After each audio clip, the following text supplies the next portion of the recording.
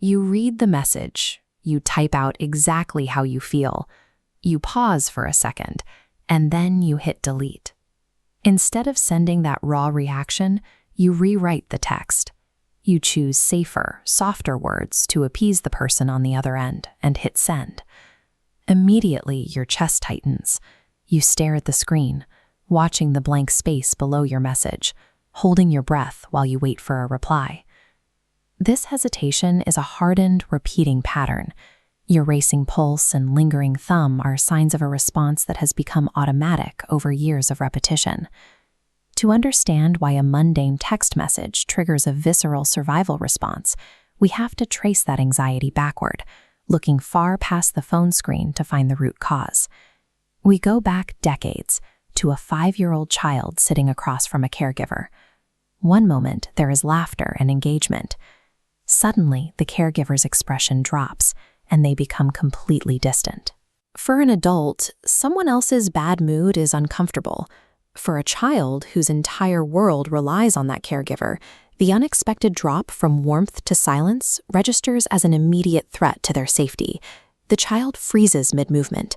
Before speaking, their eyes lock onto the adult, tracking the slightest shift in the caregiver's brow or the sudden tightness in their jaw. We call it reading the room. For a child in an unpredictable house, it is a constant computational survival tactic. They evaluate posture, tone, and eye contact to predict the emotional weather before making a move. Based on that rapid calculation, the child suppresses their own needs.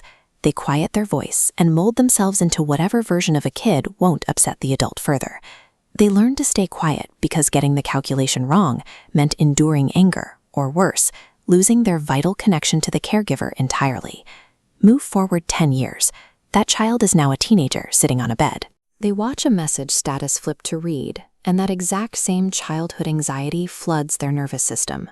When no reply comes, panic sets in.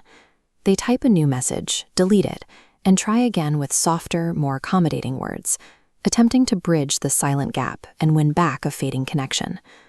Fast forward again to adulthood. You are standing perfectly still in a doorway after your partner walks away from a tense conversation. You stand there and mentally replay every word of the interaction. You meticulously search your memory for the exact moment you misstepped, taking the blame even when you know you did nothing wrong. The pressure in your chest is the physiological memory of what leaving once cost.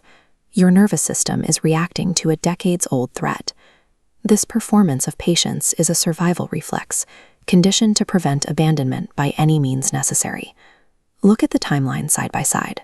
From 5 to 15 to 35, the physical posture and the internal panic remain entirely unchanged.